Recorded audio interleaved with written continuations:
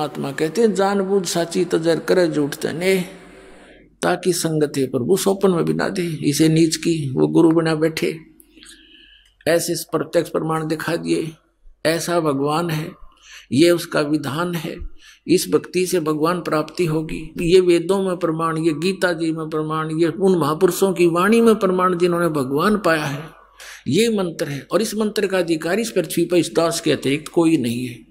इसको अभिमान समझो चाहे तत्व ज्ञान समझो, ये आपकी अपनी सोच है।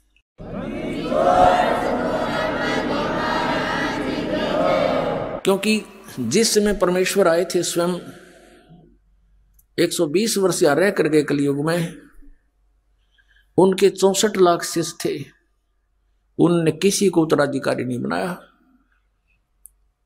कि अन्य को भी कह दू तू नाम दे दिया करे। इस नाम का देना कोई बालकों का खेल नहीं। एक अनमोल जीवन, मनुष्य जीवन के साथ खिलवाड़ करना, इनके जीवन को नष्ट करना मात्र है, और अपने सिर पर भार धरना। तो परमात्मा स्वयं इनाम देते थे। उनको मालूम था कि नाम देने का अधिकारी यहाँ कोई नहीं हो सकता, वो इतने वजन को सहन नहीं कर सकते, इस सफर में वो सफल नहीं हो सकते। तो उस समय परमात्मा ने स्वयं ही 64 लाख शिष्यों को स्वयं ही उपदेश दिया था। और आज इस दास को, अपने वफादार कुत्ते को आपके लिए भौंकने के लिए, धनियों को जगाने के लिए अब फिर भेज दिया। ये दास लगातार सन 1994 से भौंक रहा है, और अज्ञानता के कारण सभी ये समझते हैं कि निंदा करता है रामपाल, ये तो संतों की आलोचना करता है। पुण्यात्माओं, जरा ध्यान से सुनो इस दास के वचनों को, और जो प्रमाण दिए जाते हैं उन्हें गहराई से सोचो। आपने फिर आलोचना की परिभाषा ही नहीं पता, आलोचना कहते किसे। जैसे किसी व्यक्ति ने नकली नोट छाप दिए 500 के, जनता को ठग रहा था, सरकार को पता चला, ओरिजिनल और डुप्लीकेट दोनों नोट साथ साथ रख के मीडिया में, समाचार पत्रों में प्रिंट करके भेजे, टीवी पर दिखाए कि भाई ये नकली है, ये असली है। अब कोई कहे कि सरकार तो किसी के नोटों की आलोचना कर रही है, तो कौन कह सकता, या तो उस ग्रुप का होगा, या कति महामूर्ख व्यक्ति, और या फिर अभिमानी व्यक्ति, या नशा कर रखा होगा किसी ने। सरकार आलोचना नहीं, एक महापरोपकार कर रही थी। ना जाने कितने बोले आत्मा ठगे जाते, मुश्किल से 2 रुपये दिहाड़ी करके सामने घर आता है, और उसमें 500 रुपये का नकली, तो मर गया बेचारा, टक्कर मार कर होता परिवार। तो पुण्यात्माओं, ऐसे ये दास आपके साथ कर रहा है। इन सब नकली संतों के इतिहास दिखा दिए, नकली महर्षियों के इनके विधान दिखा दिए, इनके द्वारा लिखी पुस्तकें आपके रूबरू कर दिए। किसी विद्वान थे, इनको कख भी पता नहीं, और करोड़ों व्यक्तियों को बर्बाद किए बैठे हैं। अब इनको अब भी लज्जा नहीं आती, क्योंकि इनको पता है कि हमने इतना ज्ञान फैला दिया है कि हमारे जीवन में तो शायद ये नहीं समझ सकेंगे रामपाल की भाषा को। लेकिन पुण्यात्माओं, परमात्मा के बच्चे हैं सभी, वो संत भी भगवान के बच्चे हैं, वो भी उनके लिए बुरे नहीं है। लेकिन परमात्मा तो उस जड़ को पकड़ता है कि ये सभी काल ने भ्रमित कर दिए, और अब भी इस दास के भौंकने से ये जाग गए। क्योंकि आप धनी आत्मा हो जो भगवान के लिए तड़प रहे हो, जा रहे हो, घूम रहे हो, और आपको जगाने के लिए दास भेज दिया अपना कुत्ता, और अब भी आप नहीं जागोगे तो फिर आपने घनी भांग पी रखी है काल की। फिर सुबह उठोगे तो आपका बहुत नुकसान हुआ मिलेगा। उठोगे कब? जब आपकी मृत्यु हो जाएगी। फिर आपके चारों तरफ यम के दूत खड़े होंगे, और आप देख रहे होगे मेरा बेटा कहाँ, मेरी बेटी कहाँ, मेरा कार कहाँ, मेरी कोठी कहाँ। कहते हैं सपना सा जा टूट उठ के मूंड पकड़ रोए, तेरा ये स्वप्न सा टूटेगा। जैसे सपने में एक भगत कह रहा था, बोला जी मैं वैसे तो रिक्शा चलाता हूँ और कार की इच्छा रखता था, मेरे पास भी कार हो। एक दिन सर्दियों के दिन थे, गहरी नींद आ गई, और मैंने सपने में जैसे मैं कार खरीद ली और बैठ के कार में और स्पीड तो चला रहा हूँ। आगे मैंने ब्रेक लाना चाहा, ब्रेक लगे नहीं तो गाड़ी टकरा गई, एकदम आँख खुली तो पैर देखा, रजाई पार कर गया, टूटी ही शोड़ थी रजाई, उसका माँ का पार कर गया पैर मेरा, वो ब्रेक लग गया था, वह रजाई भी पाट गई। तो सुबह उठा तो देखा ना वो कार थी और वह रजाई और पाट ली लात मार मार के। तो कहने का भाव ये पुण्यात्मा कि उस जब तुम्हारा यह शरीर छूटेगा तब तुम जागोगे, फिर तो उस रजाई में पाँव फंसा पाओगा आपका, चारों तरफ यम के दूत खड़े होंगे और फिर देखोगे कहाँ मेरी बेटी, कहाँ मेरा बेटा, कहाँ कार मेरी कोठी। और फिर देखो कितनी दुर्गति करता है आपकी। पहले तो तपस्या पर डाले जाओगे, एक स्थान ऐसा होता है वहां से अचानक यमदूतों के हाथों से भी वो जीव निकल जाता है, तपस्या पर डाला जाता है, वहां भून कर बुरा हाल करता है इसका, उससे गंध निकालता है सूक्ष्म शरीर से, फिर वापस भेज देता है। तब तक वो यम के दूत वही इंतजार करते हैं और वो सोचते हैं कि भगवान के पास गया है, वहां से वापस आएगा, और फिर वो पकड़ कर ले जाते हैं धर्मराज के पास। धर्मराज जैसा भी उसका विधान अनुसार बना देता है कि जा तू प्रेत बन। अब वो प्रेत बनाकर भेज दिया जाता है। पहले ये 13वीं क्यों मनाया करते थे और 17वीं क्यों मनाते थे कि 13 दिन तक इस जीव का ये नहीं पता यूं कहाँ रहता है, उनको पता ही नहीं था। अब 13वें दिन आवे सारे कोल्लू में गए, पीड़ पड़ के तपस्या बन के धर्मराज के दरबार में लाइन लग जाती है, इसका नंबर आता तब इसको आगे योनि प्राप्त होती है। तो 13वें दिन फिर यू नीचे पटक दिया जाता है, फिर ये आता अपने घर, जहाँ आशा बादशाह हुई, कहते कि गधा बनेगा, किसी का पशु बन जाएगा उसी परिवार में, या कुत्ता बनकर उसी गली में शहर से पट्टे कर रहा होगा, या प्रेत बनकर फिर वहीं आता है घर पे। और ये घर पे आकर के क्या कहता, बेटा देख मैं आ गया हूं, बेटी मैं आ गया हूं। वो सूक्ष्म शरीर है, उसको बोलने के लिए स्पीकर चाहिए एक स्थूल शरीर का, वो उसका खत्म हो गया। और वह धक्के खा रहा है, वहीं भटक रहा है, कोई उसकी सुन नहीं रहा। तो वो सोचता है देख कैसा परिवार है, मेरी एक बात नहीं मान रहा है। फिर काफी दिन के बाद उसको दूसरे भूत मिल लेने के, भगत तो भूत बन गया ही, अब को नहीं अपना ब्योते हैं। तो ये ऐसे भी दुखी करता है, हर तरह से परेशान किया जाता है। तो जो प्रसंग चल रहा है उसी पर आते। अब कहने का भाव यह है पुण्यात्मा कि इस परमात्मा की सतभक्ति करने से आपने ना भूत बनना, ना 13वीं की जरूरत, ना 17वीं की आवश्यकता, ना फिर पिंड भरवाने। इन पिंड भरवाने के सहारा लगे क्या फायदा मिलता है? नथिंग। परमात्मा कहते हैं भूत जुनी जहां छूट है पिंड दान करंत, गरीब दास जिंदा कहे नहीं मिले भगवंत। पिंड दान कर दिया, भूत की जुनी छूट गई, हर गधा बन गया, होगी मुक्ति तेरेगी। अरे इस साधना से, इस भक्ति से सारा ही झंझट मिटे। जय सतगुरु की संगत करते सकल कर्म कट जाई, अमरपुरी पर आसन होते जहां धूप ना छाई। अब प्रसंग चल रहा है कि पीछे लग गया जाऊं था मैं लोक वेद के साथ, रस्ते में सतगुरु मिले दीपक दे दिया हाथ। अब जैसे परमात्मा की आत्माएं परमात्मा के लिए भटक रही है, ढूंढ रही है, खोज रही है, तो परमेश्वर कहते मैं रोवत हूं सृष्टि को, ये सृष्टि रोवे मोहे। गरीबदास इस योग को समझ न सकता कोई। तो आदरणीय गरीबदास साहिब जी गांव छुड़ाने जिला झज्जर वाले, हरियाणा वाले, इनको परमात्मा मिले, आदरणीय नानक साहिब जी को मिले थे, आदरणीय गीसा साहिब जी को मिले थे, आदरणीय दादू साहिब जी को मिले थे। जैसा भगवान मिलता है अपनी अच्छी आत्माओं को, उसका विधान है, वेदों में वर्णित है। उस अनुसार वो परमात्मा गरीबदास साहिब जी को मिले थे, सचखंड सतलोक लेकर गए थे, फिर वापस छोड़ा था। परमात्मा से परिचित होकर के आदरणीय गरीबदास साहिब जी ने परमेश्वर की महिमा फिर अपने शब्दों में उनसे सुने ज्ञान को कैसे वर्णित किया था। उन्होंने क्या बताया कि ये प्यारी आत्माएं परमात्मा के लिए भटक रही हैं।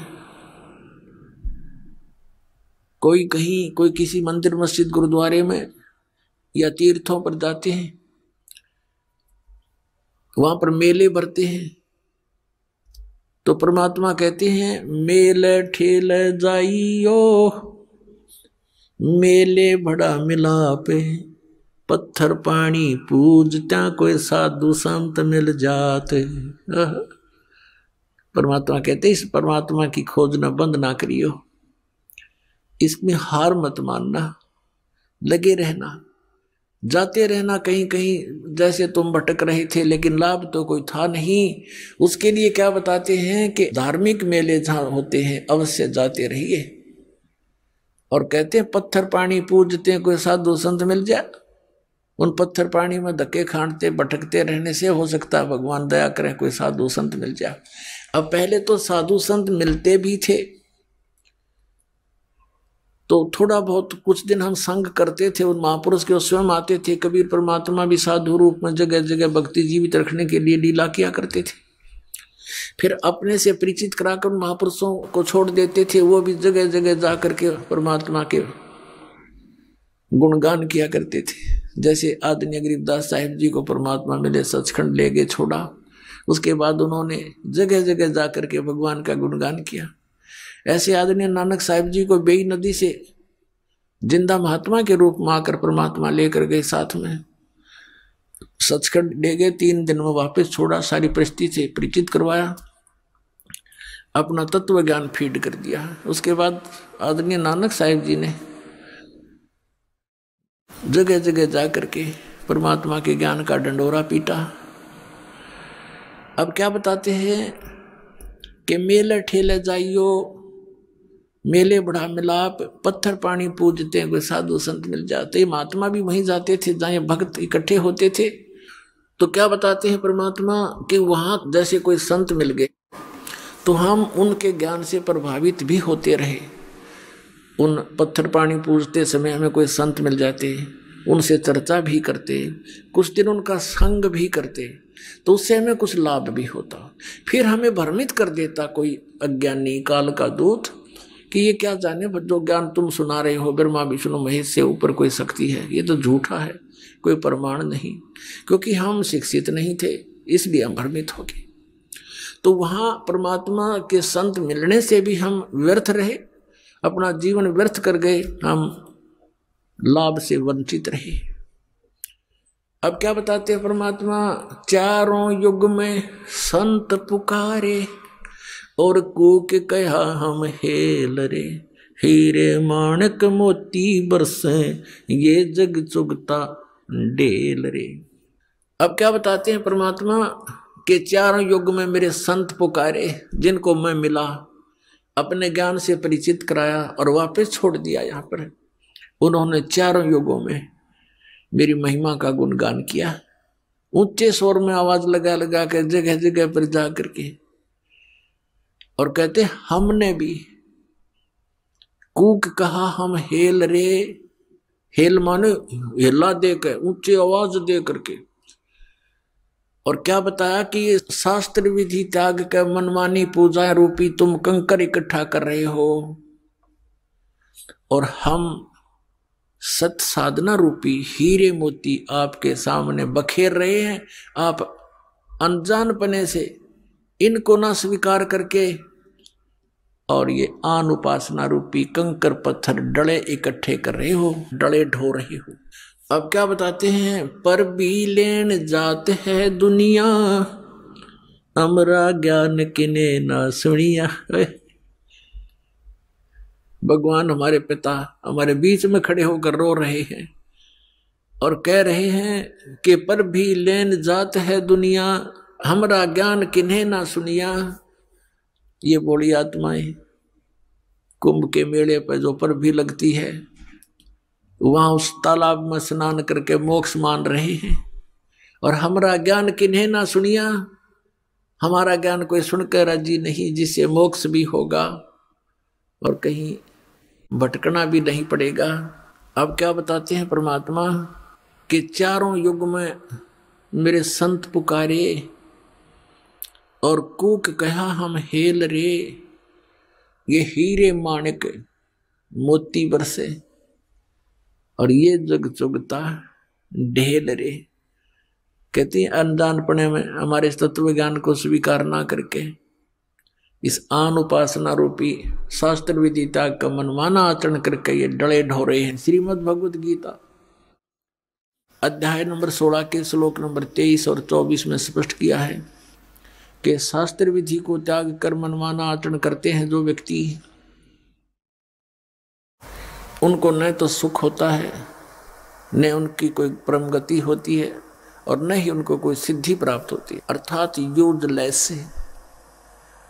तो भक्ति तीन वस्तुओं को प्राप्त करने के लिए करते हैं, सुख हो, परम गति हो, हमें कुछ सिद्धि प्राप्त हो। सिद्धि के साथ ही हम सतलोक जा सकते हैं, लेकिन हम सिद्धि का दुरुपयोग यहाँ करने लग गए। ये साधु संत जो पहले जो महात्मा प्रसिद्ध हो गए, वो परमात्मा की भक्ति करके अपने टायर में हवा भर लेते थे और फिर अपने टायर से दूसरों में हवा भरने लग जाते। आप भी खाली और उनका काम चलना ना, उसको थोड़ी बहुत हवा आते हैं। तो इस प्रकार वो सिद्धि दिखा दिखा कर उस सिद्धि को यही नाश कर देते थे, अपनी भक्ति को। अब परमात्मा के इन मंत्रों में जो आपको दिए जाते हैं, इसमें कहते हैं 24 सिद्धि आ जाएंगे आपके अंदर, 24 सिद्धि। लेकिन इनका दुरुपयोग आपने कर लिया, आप यहाँ तो प्रभुता पा जाओगे, पर भगवान आपसे रुष्ट हो जाएगा, आप यहीं रह जाओगे। शब्द महल में सिद्ध 24, हंस बिछोड़े विश्व बीसा। हमारे इस शब्द में यानी मंत्र में जो हम साधना देते हैं, इसमें 24 सिद्धियां आ जाएंगी आपको, लेकिन ये आपको भगवान से दूर कर देंगी। प्रभुता की भूख आप में हो जाएगी। आपके वचन से किसी का थोड़ा बहुत काम ठीक हो जाएगा, कार्य सिद्ध हो जाएगा, आपकी पूजा शुरू हो जाएगी, और दोनों काल के जाल में अपनी ट्यूब से दूसरे में हवा भर के आप कितने सुखी कर सकते हो? नहीं कर सकते। तो इसी प्रकार उसको स्वयं ही विधि बताओ कि आप भी जाइए और वहां पंप लगा है, हवा भरवा लियो। मैं अपने टायर से भर के अपना भी काम बिगाड़ोगे और अगले का भी। आशीर्वाद देते हो, किसी के सिर पे हाथ रखते हो, 1 रुपये की कमाई करी, 12 अन्य खत्म कर दिए, तो खाखरा है तेरे पास। तो उनको भी कहो भगवान से जुड़ो, ये मंत्र लो, जाप करो, और स्वयं भी अपनी हवा भरवाओ भगवान से। यानी आप भी भक्ति की शक्ति प्राप्त करो। उस शक्ति से, भक्ति की शक्ति से, सिद्धि से हम सतलोक जा सकते हैं, नहीं तो हम कैसे जा सकते हैं? तो उस सिद्धि को, यानी भक्ति को हम यहाँ नाश कर देंगे तो फिर सतलोक नहीं जा सकते। इसलिए इसको सटोर रखना है। और यहाँ खर्चने के लिए आपको अलग से विधि दी जाती है, जो प्रथम मंत्र है। और इन प्रथम मंत्रों में भी कुछ ऐसा मिश्रण किया है, परमात्मा ने दया बख्शी है। ये कंप्लीट कोर्स है मोक्ष प्राप्ति का। तो इसमें से भी आपका भक्ति अंश डिपॉजिट होगा, वो खर्च नहीं होता। जैसे पहले ये 5 नाम दिए जाते थे, जो अब आपको 7 दिए जाते हैं। तो इन 7 नामों के जाप से यदि उपदेश लेकर भी कोई व्यक्ति मृत्यु को प्राप्त हो जाता है, सतनाम उसको प्राप्त नहीं हो पाता है, तो भी उस व्यक्ति को तुरंत मनुष्य जीवन मिलेगा। गारंटीड बात है।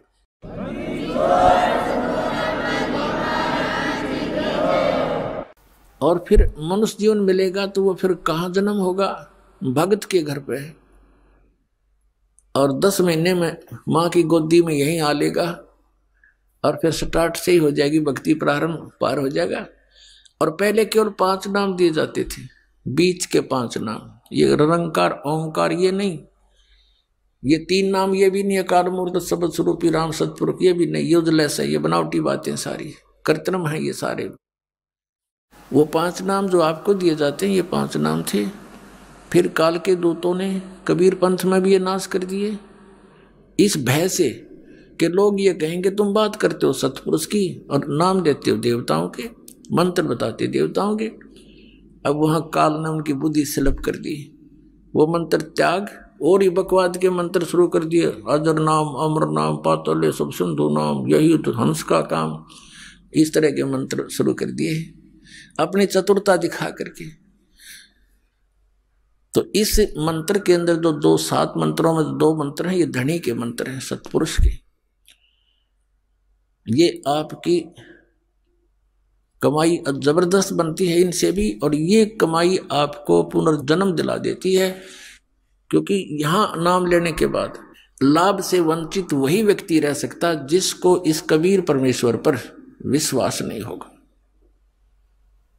नाम भी ले लेता है क्योंकि वो दुखी है और किसी कष्ट में है, लेकिन यहां से जाने के बाद भ्रमित करने वाले आपको हजारों मिलेंगे, तो अवश्य आपके मन में कुछ ना कुछ हीन भावना आ जाती है, अविश्वास बन जाता है।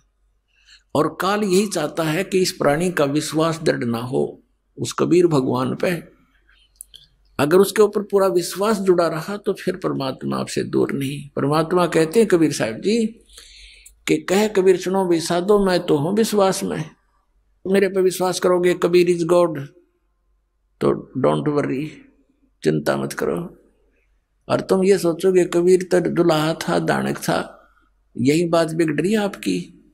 वो तो समृद्ध शक्ति थे, अनंत कोट ब्रह्मांड के रचनहार थे, चारों वेद गवाही देते हैं, आंखों देखा वो उस परमात्मा के प्यारे संत गवाही देते हैं कबीर इज गॉड। और पुण्यात्माओं, जिस कारण से पहले ये 2 मंत्र नहीं दिए जाते थे, क्योंकि इनसे मनुष्य जीवन भी अगर तुरंत मिल जाता तो आगे भक्ति मार्ग नहीं था और ना ही बताना था। तो इसलिए उनको बैटरी चार्ज कर दी गई, संस्कार उस फिर आगे मनुष्य जीवन उनसे समय पर ही मिलने थे, वो मिलते रहे। कभी पशु जोनी भूग गए, कभी फिर मनुष्य जीवन मिल गए। और कुछ एक पुण्यात्माओं ने जिनने अच्छी भक्ति कर ली उन 5 नामों की, तो मनुष्य जीवन अभी तक उनको प्राप्त होते हुए आ रहे। और वही प्राणी भटक रहे हैं इधर उधर। इन संतों के वही फंस गए जो पहले कबीर भगवान के साथ रहा करते थे, उनके द्वारा चार्ज थे। आज उनके पिछले पुण्य खूब हैं, अच्छी उनकी पोस्ट भी है, उनके घर धन भी है, संतान भी है, लेकिन भगवान की पैदल चाह भी है। उस इच्छा अनुसार वो फंस गए नकलियां के। और 20-20 साल हो गया, अब उनको पता चलता, रो रहे हैं हमने 30 साल बर्बाद कर दिए, हमने 20 वर्ष खो दिए। क्योंकि ज्ञान आधार से निर्णय होता है। अब उनका जो पूर्व जन्म की पुण्य थे वो नष्ट हुए, अब आपदाओं का दौर शुरू हो गया, वहां कोई समाधान हो नहीं रहा, फिर भटकने लगे इधर उधर, कोई मंदिर में, कोई कहीं पर, कोई किसी स्थान पर, कोई पत्थरों में, कोई कहीं पहाड़ों पर, के भी फिर अन्य नकली संतों के पास गए, सब एक जैसे पाए। अंत में ये प्राणी नास्तिक हो जाता है। और काल यही चाहता है कि भगवान से दूर हट जा, बस फिर ये निश्चिंत हो जाता है। जैसे महात्मा बुद्ध को भेजा, उस पुण्यात्मा को स्वयं नहीं पता था कि तू क्या करने जा रहा है। उसके पूर्व जन्म की कमाई के अनुसार उसके अंदर बहुत सी वचन शक्ति थी, लोगों पर प्रभाव पड़ता था, लाखों की संख्या में उनके अनुयायी बन गए। उनके द्वारा बताई गई वे ऑफ वर्शिप से, पूजा की विधि से किसी को परमात्मा का आध्यात्मिक लाभ प्राप्त नहीं हुआ। तो आध्यात्मिक लाभ प्राप्त न होने से फिर वो नास्तिक हो गए, भगवान है ही नहीं कहीं। जैसे पूरा चीन नास्तिक हो गया, पूरा रूस नास्तिक हो गया। तो ऐसे इन काल के भेजे हुए दूतों के कारण ये सारी बात बिगड़ गई। और काल यही चाहता है कि सब नास्तिक हो जा, भगवान की इच्छा ही छोड़ दे। अभी यही दशा राधा स्वामी और धन धन सदगुरु सच्चा सौदा सिरसार जगमालवाड़ी, दिल्ली के ठाकुर जी, ये जय गुरुदेव के दनौद वाला जो ताराचंद, ये सब एक कुएं के पानी है। ऐसे ही आसाराम और ये सुधांशु जी, ये सब नकली नाम देते हैं, काल के दूत हैं ये। और ये सतपाल जी महाराज हंसा देश वाले, यो बाल योगेश्वर को अमेरिका तीन मूर्ख बना रहा, ये सब काल के दूत हैं, इनको कख नहीं पता। ये ढोल के डंके बदास कहता है, और ये बोलते नहीं, उतर दे जनता को, बर्बाद किए बैठी है। तो इनसे सब नास्तिक हो जाएंगे कुछ दिनों में। अगर ये अब ये सत भक्ति प्रारंभ नहीं होती तो ये सब नास्तिक हो जाते, और 20, 30, 50 वर्ष के अंदर। कहते भगवान कहीं नहीं है, गुटी लाओ, बकवाद करो, मांस खाओ, चोरी करो, डाके मारो, अपने अन्य तरीके से धनी बनने की कुचेष्टा करने लग जाते। और ये काल भगवान यही चाहता है कि ये किसी प्रकार उस मालिक से दूर हो जाए। अब दयालु है परमात्मा, कैसी दया बख्शते हैं। पीछे लग गया जाऊं था मैं लोक वेद के साथ, रस्ते में सतगुरु मिले, दीपक दे दिया हाथ। चारों युग में संत पुकारे, कूक कहा हम हेल रे। हीरे माणिक मोती बरसेंगे, जग चुगता ढेल रे। एक पुन्नी एक पापी आया, एक है सोम दलेल रे। गरीब दास हरि नाम बिना, ये सब ही जम की जेल रे। अपनात्मा परमात्मा का विधान है कि जैसे कर्म करेगा वैसा ही फल पाएगा। और ये विधान है उस प्राणी के लिए जो सत भक्ति नहीं करता। कबीर परमेश्वर की यानी परम अक्षर ब्रह्म की भक्ति नहीं करता, परम पूज्य कबीर भगवान की पूजा नहीं करता, परम संत से लेकर इन नकली कबीर पंथियों से लेकर नाम भक्ति करना भी व्यर्थ है, क्योंकि इनके पास वो सतनाम और आदि नाम नहीं है, इनके पास कंप्लीट कोर्स नहीं है, सत भक्ति मार्ग नहीं है। इसलिए परमेश्वर ने कहा था धर्मदास तो लाख दुहाई, ये मूल ज्ञान अभी कई बार न जाई। मूल ज्ञान बाहर जो पढ़ी, बिचली पीढ़ी हंसनी तरही। इस मूल ज्ञान को जो ये दास अब आपको बता रहा है, इस मूल ज्ञान को तब तक छुपाई जब लग ये द्वादश पंथ ना मिट जाए। अपने आत्माओं जितने भी ये पंथ काल के द्वारा चलाए गए, इस दास के अतिरिक्त ये सभी काल प्रेरित हैं। अपने ही सदग्रंथों को ना समझकर काल के द्वारा भेजे गए इन दूतों के कारण ये भ्रमित हैं। शिव पुराण में एक प्रसंग आता है, एक बार देवताओं का और राक्षसों का युद्ध हो गया। राक्षसों से देवता पराजित होकर के भाग गए, फिर समुद्र के किनारे छुपकर जाकर कहीं दूरी पर फिर भक्ति करने लगे, यानी विष्णु जी की उपासना की। तो वहां क्या हुआ कि काल विष्णु रूप में आकर प्रकट हो गया। ये ऐसी लीला करता है, भ्रमित रखता है, अपना वास्तविक रूप में किसी के सामने नहीं आता। विष्णु जी की पूजा करने लगे, विष्णु रूप धारण करके ये स्वयं आ गया और कहा कि बोलो तुम क्या चाहते हो। उन्होंने अपना दुख बताया कि हम राक्षसों से पराजित हो गए और हम बहुत कष्ट में रहते हैं, हमारा कुछ समाधान करो प्रभु। तो उस काल ने विष्णु रूप में कहा कि वो सत भक्ति करते हैं, वो वेदों अनुसार साधना करते हैं और तुम वेदों अनुसार साधना भी करते हो, लेकिन तुम्हारे अनुयायी गणे हैं, उनको तुम आशीर्वाद दे दे के अपनी बैटरी डिस्चार्ज साथ करते रहते हो और उनके राक्षसों के सीमित हैं, वो इतना वेस्ट नहीं कर पाते हैं। इसलिए सत भक्ति करने से शास्त्रों को अनुसार जो वेदों अनुसार ब्रह्म क्षत्र की जो साधना है उनकी वही शास्त्र अनुकूल है। ओम नाम का जाप और हठ योग करना, ये ब्रह्म तक की साधना है, काल तक की साधना, सरपुरुष की साधना, जन्म मृत्यु का विधान है इसके अंदर।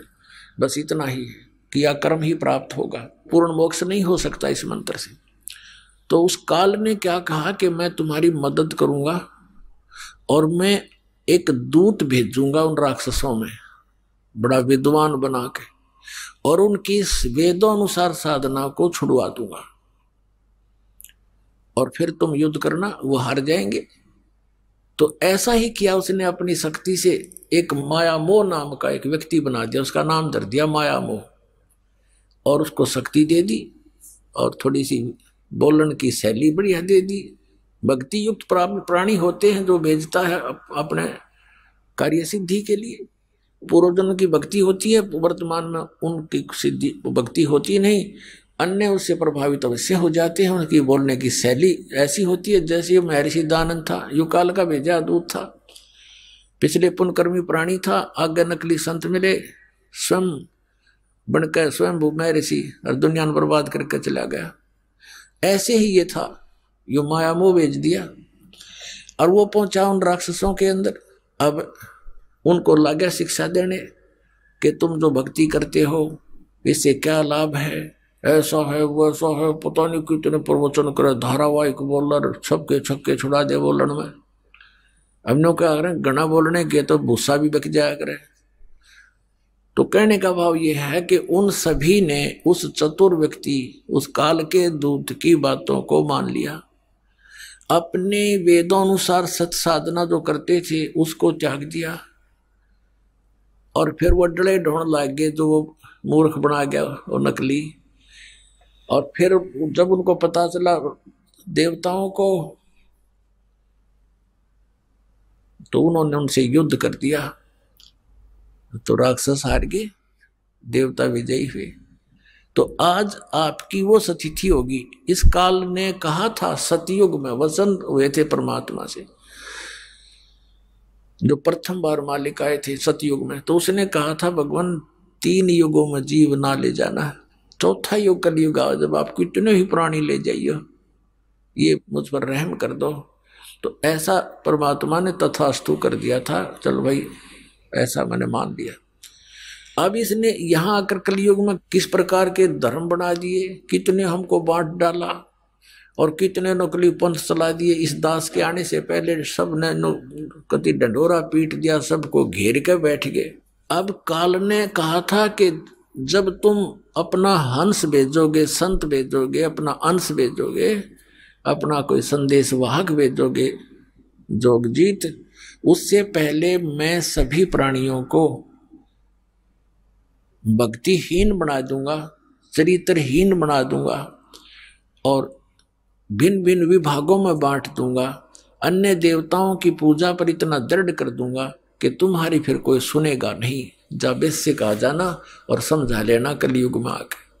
तो परमात्मा ने कहा था ठीक है भाई, और इसने ये भी कहा था काल ने कि भगवान आप जबरदस्ती ना करना, बलपूर्वक ना ले जाना किसी को, आप अपना ज्ञान देना, आपका ज्ञान माने आपके, मेरा ज्ञान माने मेरा, वो मेरे ही जाल में रहे, उनके साथ जबरदस्ती ना करना। परमात्मा ने कहा भाई ठीक है, बगैर ज्ञान के तो ये वहां से आ ही गए थे, फिर बगैर ज्ञान के तो फिर यही धक्के खाएंगे, ये मेरे साथ चल ही नहीं सकते। तो अब ये परमात्मा ज्ञान दे करके आपको ले जाएगा। अब जैसे इस ज्ञान के आधार से हम सतलोक जाएंगे, ये ज्ञान आपको दिया जा रहा है। तो इस ज्ञान की प्राप्ति के लिए आपको परमात्मा ने शिक्षित बनाना पड़ा। अब जो प्रसंग चल रहा है कि अब हम इतने बिगड़ गए और काल यही चाहता है कि तुम्हारा जब हंस आवेगा ये किसी की सुने नहीं। नकली संतों से, पंथों से ये थक चुके होंगे, और दूध का जला फिर छाछ को भी फूंक मारकर, लस्सी भी फूंक मारता है। तो काल ने सोचा था फिर कोई नहीं सुनेगा उनके हंस की, परमात्मा के संदेश वाहक की, सत मार्गदर्शन करने वाले की। काल ने सोचा था कोई नहीं सुनेगा। उसने कहा था कि बेशक जाओ जोग जीत संसारा, जीव ना माने कहा तुम्हारा, जीव तुम्हारा कहा ना माने और हमारी ओढ़ हो बाज बखाने।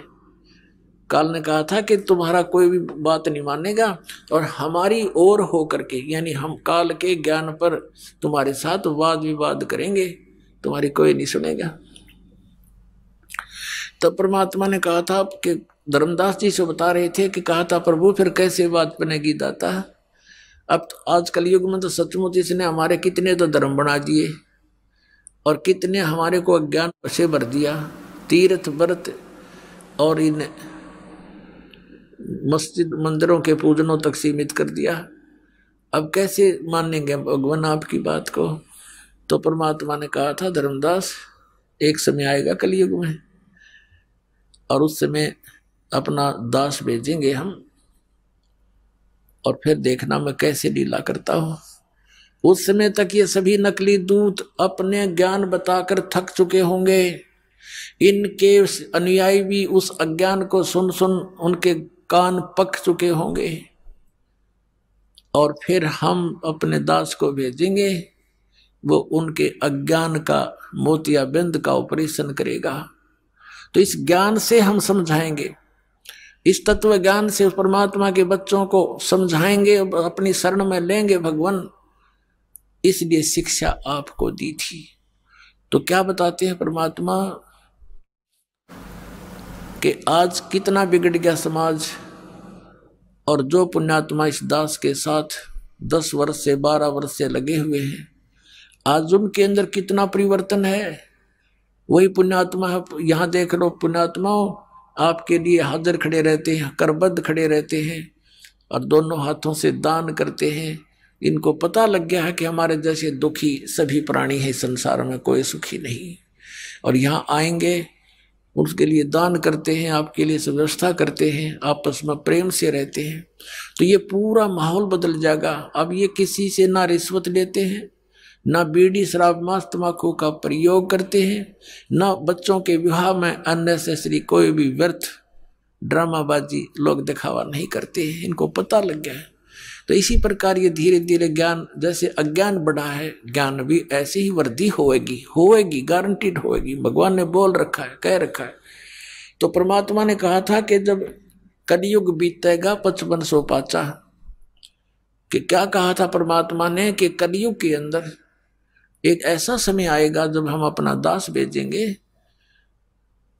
या स्वयं जाएंगे। धर्मदास कह रहा था कि भगवान अब आप स्वयं आए हुए हो और अब भी ये कोई नहीं मान रहा दाता, फिर तो और घोर कलयुग हो जाएगा। अब तो बहुत अच्छी आत्माएं हैं, भगवान से डरने वाले भी हैं।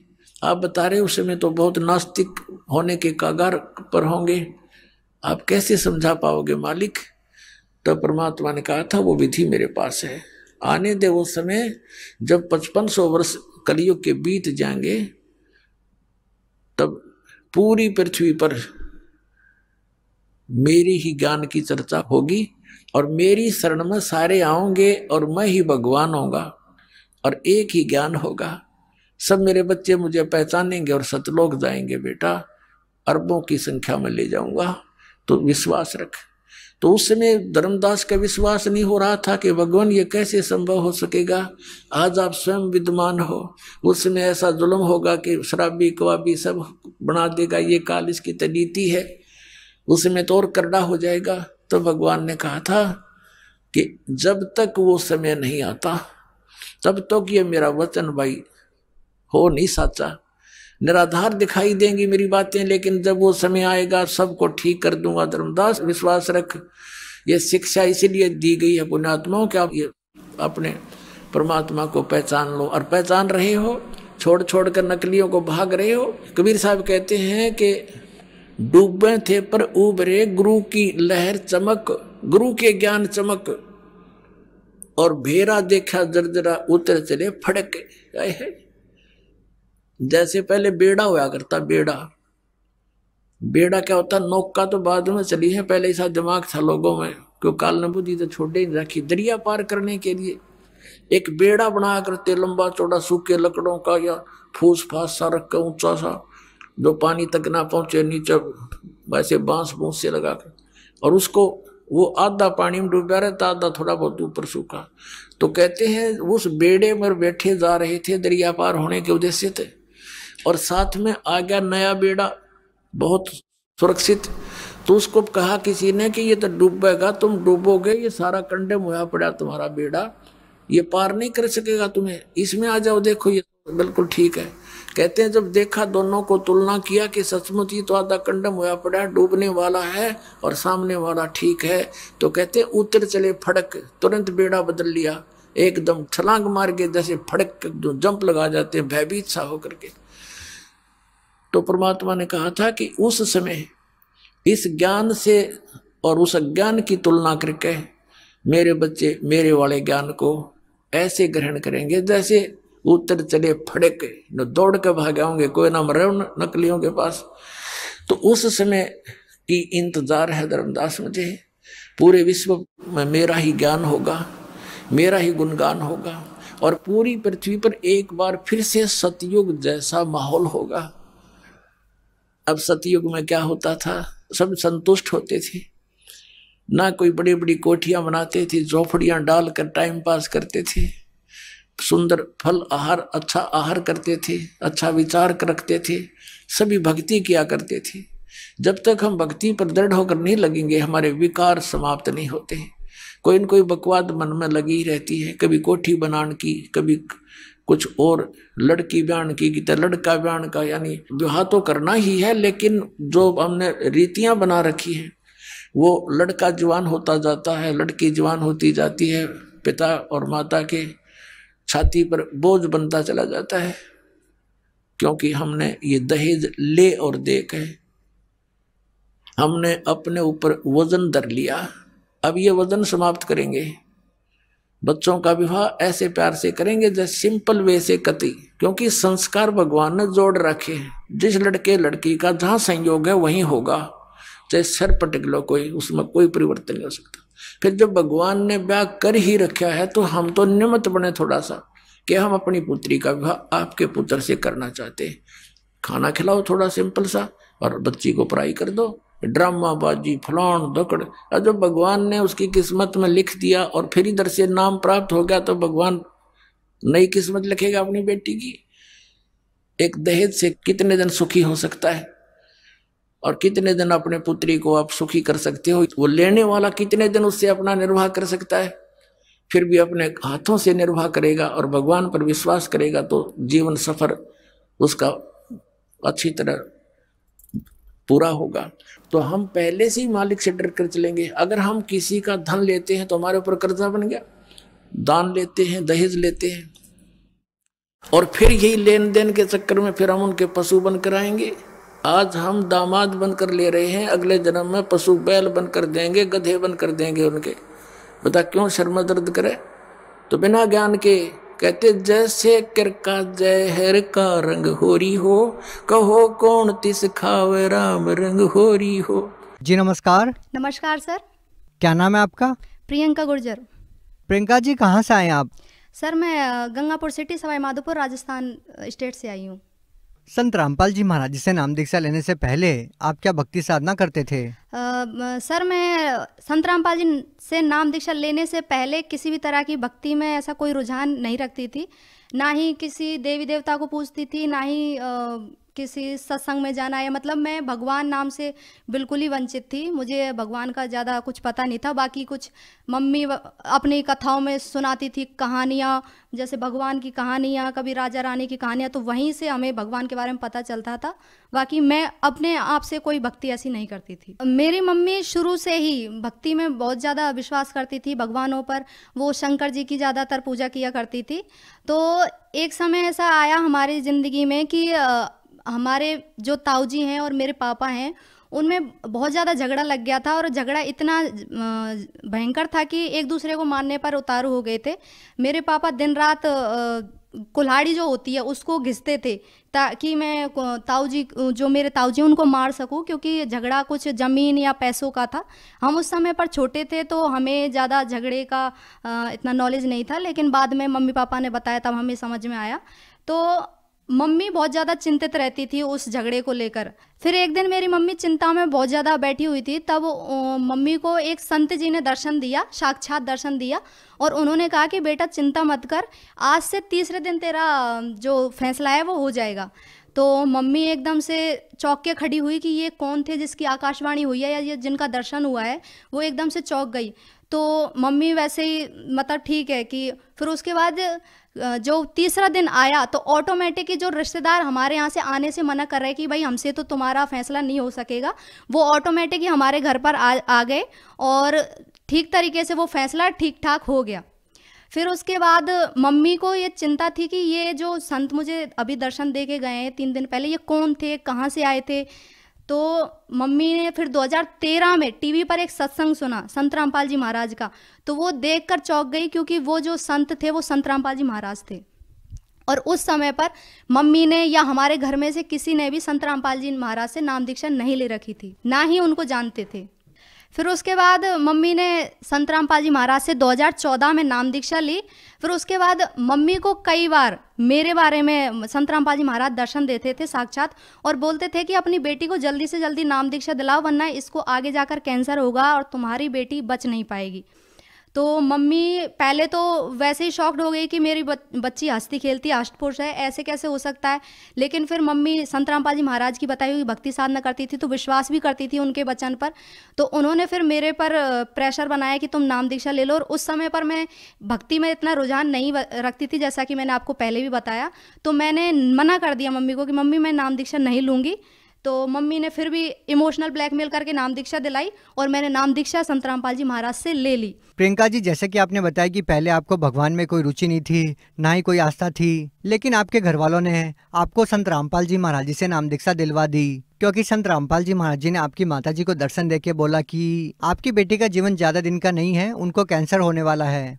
क्या संत रामपाल जी महाराज जी ने आपकी माता जी को जो दर्शन देके बातें बताई थी, क्या सच में वो सही साबित हुई? जी हाँ सर, ऐसा बिल्कुल हुआ मेरे साथ। क्योंकि मम्मी के कहने पर नाम दीक्षा तो ले ली, लेकिन भक्ति साधना नहीं की थी, क्योंकि मुझे इतना खास विश्वास नहीं था संत रामपाल जी महाराज पर। हालांकि मैंने उनका सत्संग सुन रखा था, लेकिन मुझे इतना रुझान नहीं था। लेकिन फिर जब मैंने कुछ समय बाद ही, मुझे नाम दीक्षा लेने के कुछ समय बाद ही मेरे अचानक से मेरे गर्दन में गांठ बनना शुरू हो गई थी। जो गांठ हुई थी वो इतनी टाइट थी, पत्थर जैसी बिल्कुल। और मैं एकदम से ही कमज़ोर हो गई, एकदम से मेरा जो रंग था वो काला पड़ गया, और एकदम से ही मेरा जो खाना था वो छूट गया था। मैं खाना बहुत कम खाती थी, कभी खाती थी कभी नहीं खाती थी। तो घर वालों ने ध्यान दिया कि एकदम से जो हष्टपुष्ट बच्ची थी हमारी, ये एकदम से कैसे कमज़ोर हो गई है।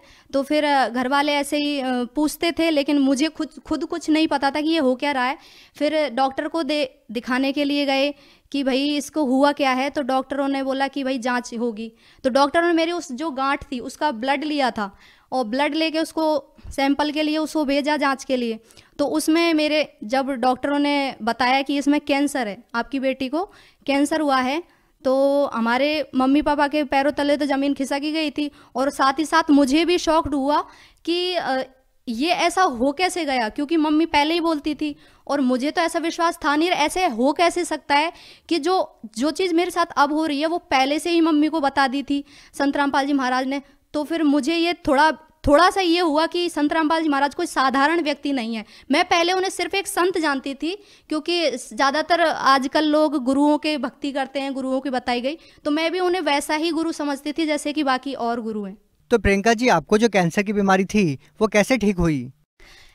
फिर सर मैंने जब घर वालों ने सुना कि मुझे कैंसर है, तो उसके बाद फिर डॉक्टरों ने बोल ही दिया था कि आपकी बच्ची का ऑपरेशन होगा, और उसमें भी कोई चांसेस बहुत कम है कि आपकी बच्ची बच जाएगी, क्योंकि कैंसर गर्दन पर था और वहाँ का ऑपरेशन ज़्यादातर मरीज नहीं झेल पाते हैं। तो फिर उसके बाद में संत रामपाल जी महाराज ने मेरी मम्मी को साक्षात दर्शन दिए और ये बोला कि बेटा ऑपरेशन मत करवाना, इसका नाम शुद्ध करवा। तो फिर मेरी मम्मी ने मेरा नाम शुद्ध करवाया सेंटर पर जाकर।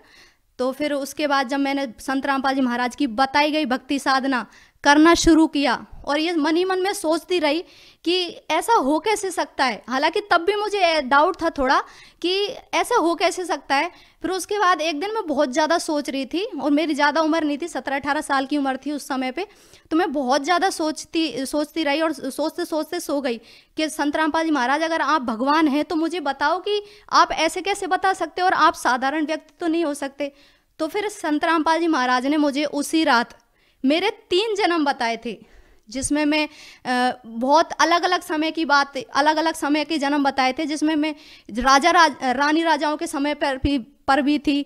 एक समय में मैं कबीर साहिब की भी भगत बनी हुई थी। तो उसमें मेरी जो एज बताई थी वो सिर्फ इतनी ही बताई थी कि 16-17 साल की उम्र में मैं मर जाती थी। मेरी जो उम्र होती थी वो 16-17-18 की उम्र में मैं मर जाती थी, और जो मेरी भक्ति थी वो अधूरी रह जाती थी किसी कारण वजह से। तो फिर मैं उस समय पर बहुत ज़्यादा रोई कि मालिक ये सब मुझे ये सब कैसे हो, मुझे तो पता ही नहीं था मेरे साथ में ऐसा हो रहा है। फिर उसके बाद मैंने संत रामपाल जी महाराज में उसी सपने के अंदर माफ़ी मांगी कि परमात्मा मुझे माफ़ करो। और जो कबीर साहिब, संत रामपाल जी महाराज के बेस में कबीर साहिब आए थे, तो उन्होंने मुझे सारी चीज़ें बताई भी थी, एक जैसे एक वीडियो चलती है उस टाइप से मुझे बताई थी ये सारी चीज़ें। तो फिर मैं बहुत ज़्यादा रोई, तो मालिक से मैं चरणों में गिर गई सपनों के अंदर ही कि मालिक मुझे माफ़ करो, मैंने बहुत ज़्यादा गलती की है और मुझे तो पता भी नहीं था ये सब चीज़ें होती हैं। तुझे अब भक्ति करनी है, तेरा जन्म भक्ति के लिए हुआ है, ये नाचने कूदने के लिए नहीं हुआ है। तो ये बात मैं जब सपने में जागी तो मेरी आंखें आंसुओं से भीगी हुई थी और मुझे महसूस हो रहा था कि मैं सच में एक भगवान की शरण में हूँ। तो प्रियंका जी, जैसे कि आपने बताया कि आपको कैंसर की बीमारी थी और डॉक्टरों ने भी बोला कि आप ज़्यादा दिन तक जिंदा नहीं रह पाएंगे, तो उस गंभीर बीमारी में आपको कैसे राहत मिली? बिल्कुल सर, मेरे कैंसर में राहत मिली। कुछ ही दिन बाद मुझे लाभ मिलना शुरू हो गया। मैंने फिर से खाना खाना शुरू कर दिया, जो नॉर्मल खाना खाते हैं, वरना मैंने खाना खाना बिल्कुल ही छोड़ दिया था। मैं सिर्फ तरल पदार्थ लेती थी, जैसे दूध, छाछ वगैरह, वरना रोटी वगैरह मेरे गले से उतरती नहीं थी। और मेरे कैंसर के बारे में मम्मी को मेरी को बहुत पहले से भी पता था, और मम्मी को जब मैं छोटी थी तो 3-4 ज्योतिषियों ने मेरे बारे में बता दिया था कि तुम्हारी जो पहली संतान है इसको आगे जाकर ऐसी बीमारी होगी कि ये 16-17 की उम्र में ये मर जाएगी, इसको भक्ति करवाना। क्योंकि वो भी एक कहते हैं परमात्मा की, सभी इस धरती पर सभी जीव परमात्मा के हैं, तो वो भी, उनको भी कोई प्रेरणा हुई होगी और उन्होंने ये बोला कि इसको भक्ति करवाना, तभी ये ठीक हो सकती है। फिर जो ज्योतिषी हैं जो आज मुझे देखते हैं, आज मेरी उम्र 21-22 साल की आसपास हो चुकी है, जो मुझे देखते हैं कि उन्होंने जो उनकी भविष्यवाणियाँ थी वो जब किसी के बारे में करते थे तो वो खाली नहीं जाती थी, ज़्यादातर वो सफल हो जाती थी। लेकिन जब वो मुझे देखते हैं कि इसकी उम्र तो 16-17 साल ही थी, और आज वो शौक हो जाते हैं कि ये बच कैसे गई। और संत रामपाल जी महाराज ने मेरी जो बीमारी थी वो बिल्कुल ही ठीक कर दी, और आज संत रामपाल जी महाराज की दया से मेरा जो कैंसर है वो बिल्कुल ठीक हो गया है, और मुझे किसी भी दवा की ज़रूरत नहीं पड़ी, ना ही किसी ऑपरेशन की ज़रूरत पड़ी, और आज मैं बिल्कुल स्वस्थ हूँ। प्रियंका जी, जैसा कि आपने बताया कि संत रामपाल जी महाराज जी ने आपकी कैंसर की बीमारी ठीक कर दी, तो हम आपसे ये जानना चाहेंगे, क्या संत रामपाल जी महाराज जी ने आपकी कैंसर की बीमारी को ठीक करने के लिए कोई दवाई या जड़ी बूटी दी जिससे आपकी कैंसर की बीमारी ठीक हो गई? नहीं सर, ऐसा कुछ भी नहीं हुआ है। संत रामपाल जी महाराज सिर्फ नाम दीक्षा देते हैं और उनके बताए गए कुछ भक्ति मर्यादाएं बताते हैं, और जो मंत्र जो वो भक्ति के लिए देते हैं सिर्फ मैंने वही जाप किए थे। मैंने किसी भी तरह की कोई दवा नहीं ली थी, ना ही संत रामपाल जी महाराज ने मुझे किसी भी तरह की कोई टैबलेट या कोई दवा की शीशी वगैरह मुझे कुछ नहीं दी थी, बस भक्ति दी थी उन्होंने तो, और मैं स्वतः ही ठीक हो गई, और आराम से वो जो गांठ थी वो भी नॉर्मल हो गई। प्रियंका जी, जैसा कि आपने बताया कि पहले आप भगवान में विश्वास नहीं करते थे, भगवान में रुचि नहीं रखते थे, और संत रामपाल जी महाराज जी आपकी माता जी को दर्शन देकर सारा वृतांत बताते हैं। आज के जो लोग हैं वो इन चीज़ों में विश्वास नहीं करते कि कैसे एक संत किसी को साक्षात दर्शन देता है और फिर उसके बाद उनको इतने सारे लाभ देता है। तो क्या संत रामपाल जी महाराज जी से नाम दीक्षा लेने के बाद आपको और कोई भी लाभ मिला इस तरह का? जी हाँ सर, मुझे इसके अलावा कई लाभ मिले। भगत जी, एक लाभ ये भी मिला कि हमारे एक समय में बारिश की वजह से कम अनाज हुआ था, तो सिर्फ वो 6 महीने का अनाज था। तो मेरी मम्मी पापा बहुत ज़्यादा चिंता में रहते थे, हालांकि वो हमें बताते नहीं थे, जब वो काम हो जाता है उसके बाद ही बताते थे। तो जब 6 महीने का ही राशन हुआ था तो उसके बाद मम्मी चिंता में बैठी थी। 6 महीने बीत चुके थे कि 6 महीने बीत चुके हैं, अब 6 महीने का राशन कहाँ से आएगा, क्योंकि आर्थिक स्थिति भी इतनी अच्छी नहीं चल रही थी, और हम भैंस वगैरह रखते हैं तो उनके लिए भी चारा वगैरह सब चीज़ की व्यवस्था हमें रखनी पड़ती है। तो जब मम्मी को बैठे बैठे ऐसी चिंता में बैठी हुई थी तो मम्मी को परमात्मा की आकाशवाणी हुई, संत रामपाल जी महाराज की आकाशवाणी हुई कि बेटा चिंता मत कर, तेरे नाज के धांग लगे हुए हैं। तो मम्मी एकदम से फटाफट खड़ी हुई और जाके देखा जहाँ पे हम चारा रखते हैं भैंसों का। तो हम हर साल क्या करते हैं, अनाज को चारे के अंदर रख देते हैं ताकि उसमें कीड़े ना लगें और रोग वगैरह ना लगे। तो जब मम्मी ने देखा तो वो 6 महीने का राशन और बाकी था, ताकि हम पूरी साल अनाज खा सकते, तब भी वो अनाज खत्म नहीं होने वाला था।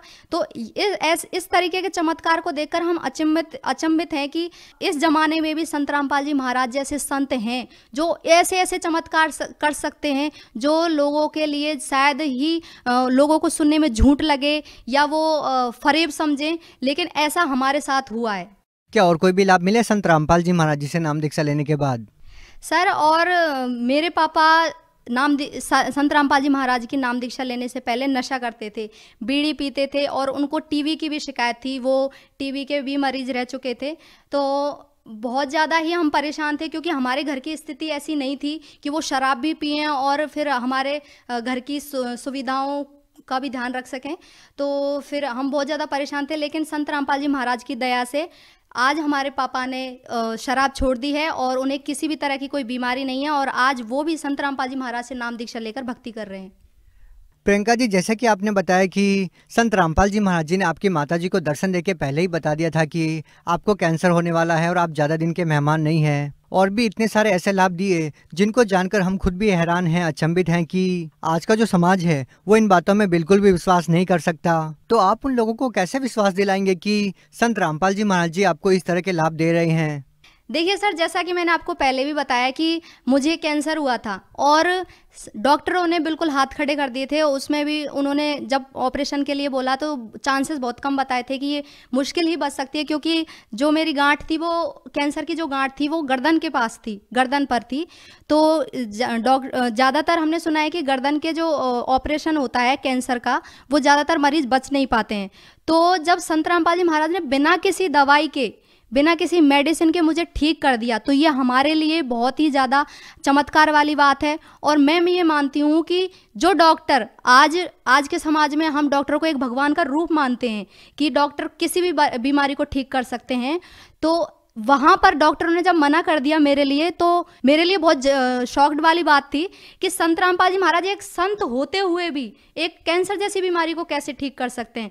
तो लोगों को चाहे राजी से या गैर राजी से ये मानना ही पड़ेगा कि संत रामपाल जी महाराज ऐसे ऐसे चमत्कार कर सकते हैं भक्तों के साथ में, जो ना किसी ने सोचे ना समझे हैं। और जो ये लोग नहीं मानते कि संत रामपाल जी महाराज से ऐसे ऐसे लाभ मिल सकते हैं भक्तों को, तो उनके लिए मैं खुद जीता जागता उदाहरण हूँ कि मेरी बीमारी ठीक हुई है, जबकि आपको मैंने पहले ही बताया था कि मुझे किसी भी संत में ऐसा विश्वास नहीं था। और मैं खुद एक पढ़ी लिखी हुई, मैं पोस्ट ग्रेजुएट लड़की हूँ। तो आप ये समझ सकते हैं कि लोग कहते हैं कि पढ़े लिखे लोग होते हुए भी तुम कैसे समझ सकते हो, तुम कैसे मान सकते हो कि संत रामपाल जी महाराज भगवान हैं। लेकिन आपको राजी से या गैर राजी से मानना ही पड़ेगा कि संत रामपाल जी महाराज भगवान हैं। प्रियंका जी, आप भी पढ़े लिखे हैं, तो आज का जो पढ़ा लिखा समाज है उन लोगों को आप क्या संदेश देना चाहते हैं? देखिए सर, मैं पढ़े लिखे समाज को एक ही संदेश देना चाहती हूँ कि मैं भी पढ़ी लिखी हूँ और मेरे साथ भी ऐसे चमत्कार हुए हैं जो अनबिलीवेबल थे, जो मेरे लिए शॉकिंग थे, कि जिन पर मैं पहले विश्वास नहीं करती संत रामपाल जी महाराज पर। लेकिन उनकी जब नाम दीक्षा लेकर मैंने उनकी भक्ति साधना करना शुरू किया, तब मेरे साथ ऐसे ऐसे चमत्कार हुए, जैसा कि मैंने आपको पहले भी बताया। तो ऐसे ही चमत्कार अगर आप पाना चाहते हैं तो संत रामपाल जी महाराज से नाम दीक्षा लीजिए और उनकी बताई गई भक्ति साधना कीजिए, आपको वो लाभ आपको ज़रूर मिलेंगे। और मैं गारंटी देती हूँ कि आपके कोई भी बीमारी होगी, कोई भी समस्या होगी, वो संत रामपाल जी महाराज की शरण में आने से ठीक हो जाएगी। जो व्यक्ति संत रामपाल जी महाराज जी से नाम दीक्षा लेना चाहते हैं, वो उनसे नाम दीक्षा कैसे ले सकते हैं? देखिए सर, संत रामपाल जी महाराज से नाम दीक्षा लेना बहुत ही आसान है। कई टीवी चैनलों पर संत रामपाल जी महाराज का सत्संग आता है, और सोशल मीडिया पर भी, जैसे कि ट्विटर, फेसबुक, यूट्यूब पर आप संत रामपाल जी महाराज को सर्च कर सकते हैं। उनके सत्संग वहाँ पे आप सुन सकते हैं। और जो सत्संग आते हैं टीवी चैनलों पर, वहाँ पर पीली पट्टी चलती है नीचे, तो उसमें कांटेक्ट नंबर दिए गए होते हैं। वो कांटेक्ट नंबर पर आप कांटेक्ट करके अपने नज़दीकी सेंटर पर जाकर नाम दीक्षा ले सकते हैं। संत रामपाल जी महाराज के हर जिले में नामदान सेंटर खुले हुए हैं, तो आप वहां पर जाकर उनसे नाम दीक्षा ग्रहण कर सकते हैं।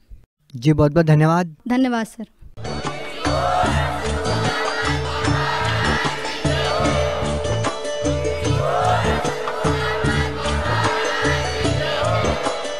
सब्सक्राइब करें लास्ट भक्ति यूट्यूब चैनल को और बेल आइकन को प्रेस करें ताकि आने वाली वीडियो की नोटिफिकेशन आपको मिलती रहे। सत साहिब।